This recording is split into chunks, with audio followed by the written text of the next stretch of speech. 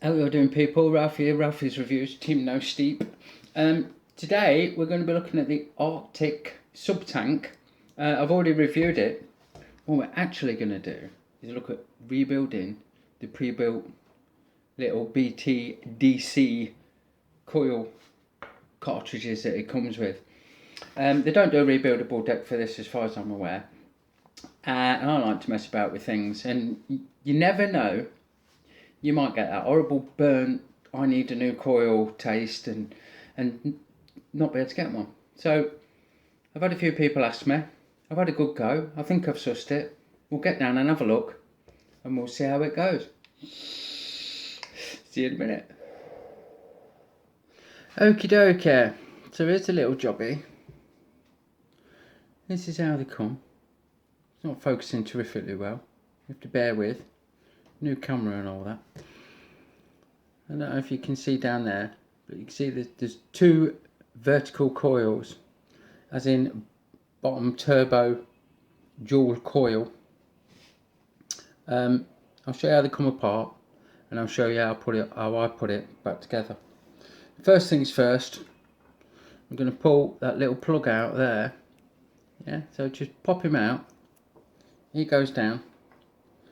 Then we'll tease out this little rubber seal, insulating seal, and we'll grab hold of the wires that it exposes. Give them a real good pull. It's quite firm, so work it out. There you go. That's what's inside. All sorts of messy cotton, which is in little squares, which surprised me when I first got into it. Black as you're at, although mine's grey. Burnt wires. We can throw all of that away, apart from one very, very important little detail, and that is this. See that insulating sleeve? That little bit of, there you go, little bit of tubing that's on that wire. We need to keep that, and you'll see why when we get up to building. Another important thing, make sure that you've cleaned all of the cotton wicking out, because it's going to get in your way and mess things up. So we'll poke him out. It's nice and clear, but don't clear these channels. There's like two skins in there, if this will pick it up. I'm not sure that it will. And between them sits one wrap of this organic cotton. I've tried all sorts. Once you pull that out, all you're going to do is flood it. They work as a lovely little seal, helps to distribute the juice properly on the coils, and these things go wrong and burn from the inside out, so chances are that is absolutely fine. No need to change that. We'll get some kit together and I'll show you how I've been doing it so far. Okay, so what we've got, 3mm screwdriver, 2 pieces of 0.4 kanthal, about 8 or 9 inches long. I'm going to wrap 2 coils. The first one, which will be our bottom coil, we're going to lay 2 or 3 inches straight down the tool. Yeah, going to hold that tight. We're going to do 6 wraps. Yeah, so we'll go 1, 2, 3, 4, 5, 6, and then we'll pull that leg out, and we're looking to get the legs opposite each other. So one goes straight down, one flies up, one's at the bottom, one's at the top. Do the same with the second piece, but we don't want the leg going down the tool, so we'll just wrap this like a regular coil. So give yourself a few inches up the top.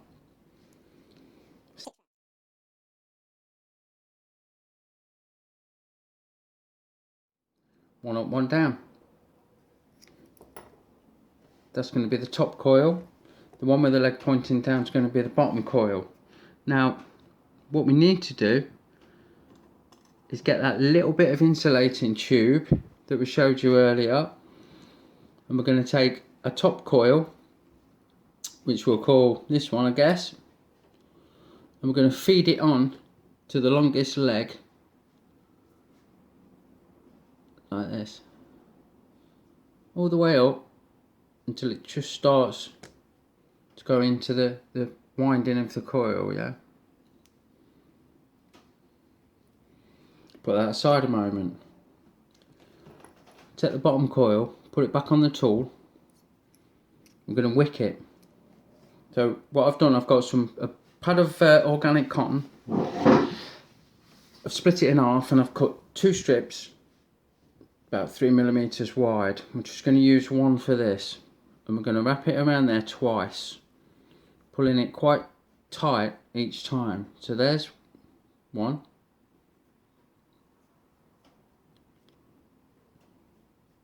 there's 2. Yeah, get them nice and neat as you can, and then hold him firm and bend that leg against your thumbnail to put a little kink in it, and then straight down, just like that. We're gonna either cut or tear that bit off. Cut that off, tear that off. That's one done. Now we're going to take the second coil and we're going to put the leg with the insulating tube on to the bottom. We're also going to line it up with the bottom leg of the bottom coil.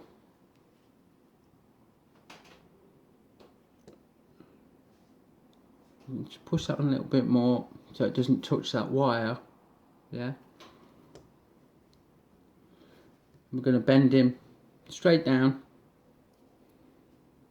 chop him with the thumb, just like that. Another bit of cotton, 2 wraps. Yeah, we go 1, excuse me, 1, 2. And then just like before, pinch it, the whole thing tight, take that leg, bend it on your thumbnail, take it straight down. So now we've got a little end there to tease off. We've got 2 coils, mummified up in cotton. We've got 4 legs trailing down, which we'll deal with after we fit it. So hold the legs tight with one hand. With the other hand, going to get our empty case, and we're going to insert that nice and gently. We don't want to tear the cotton, and we're going to push it more or less up to the top, just like the original. Then we can swap hands, and we can take these legs that you can tell which ones they are. So these are the top leads, these are the longer leads, because we've not got that insulator on. Yeah, so we're going to take those top legs and we're going to bend them straight down against the body of the coil cartridge, I guess it's called, coil housing, just like that. Now we can take tool out, we can refit the little rubber insulator seal. If you look very, very carefully, there's a little bit that pokes down. I don't know if the camera will focus on it. Probably not. There you go. We're going to fit that into the groove on the bottom of this body. So we'll put the wires inside, straight wires inside. We'll line him up with that little groove. Yeah, keeping those wires out of the way. And we'll pop him in. Just like that. Don't worry that it's a bit proud. Because what we're going to do next, we're going to make sure that that insulating sleeve isn't poking up too far, because we need to make contact with this leg. So we'll just push him down a little bit, and we'll take this bottom part, push him against there, like that, and fit him in. Just fumble it a bit on camera. There you go. And bend those two straight down. So now we've got the unit together. We've got the two bottom leads from each coil in the inside of this rubber insulator and seal, held in by the peg. And we've got the two top leads of each coil on the outside, touching the body, held in with the peg and the rubber. We'll trim them off with a good pair of nail scissors, clippers that I don't own, so this might not go according to plan, as closely as we can.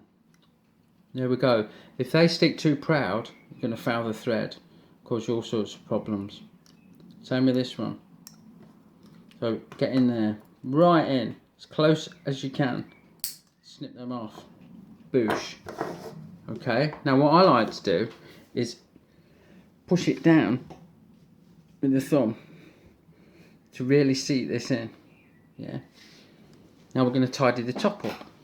So we get a suitable tool and move that cotton away from the centre. Get your screwdriver again, feed him in. Make sure that that's sitting nice and central,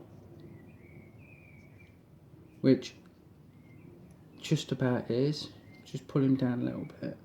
Pull him down, pull him round, pull him all over the shop.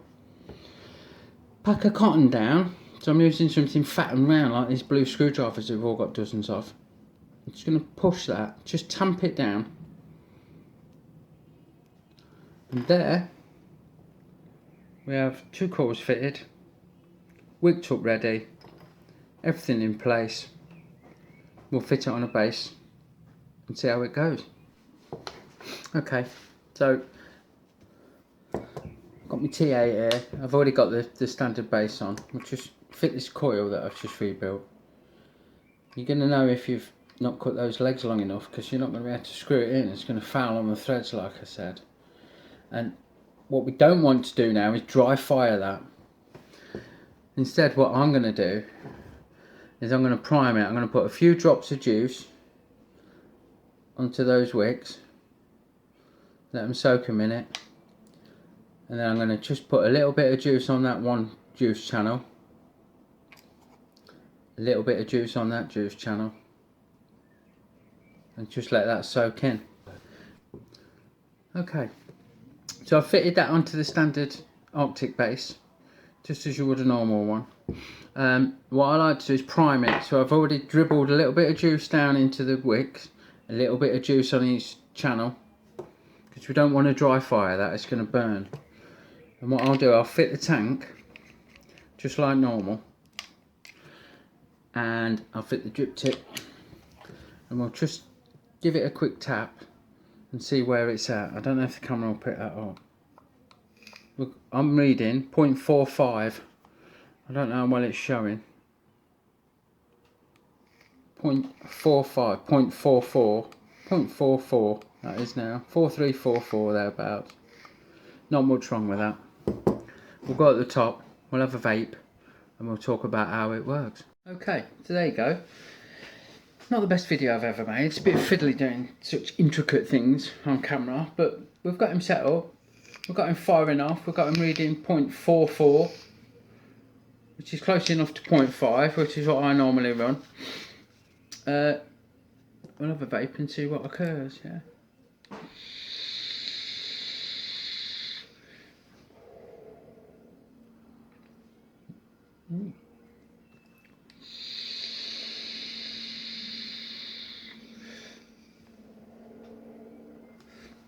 Not much wrong with that. Not much wrong at all. I'm just going to crank it up to 60 watts. La-di-da, yeah. So we've got 60 watts, 0.47 we're reading now, so good luck with that.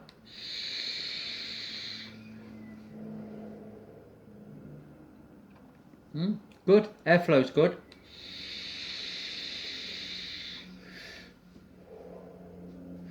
It's not gurgling, it's not spitting, I'm not getting dry.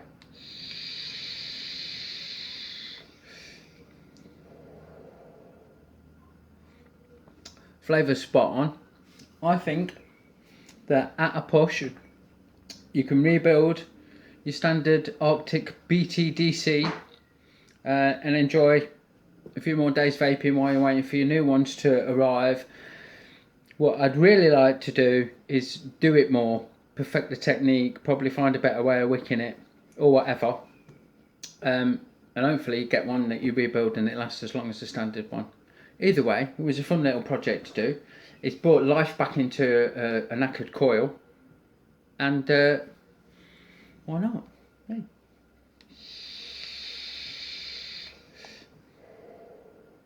Good. So remember, people, smoking kills, vaping saves lives. Which do you choose? Vape safe, vape happy. Speak again soon.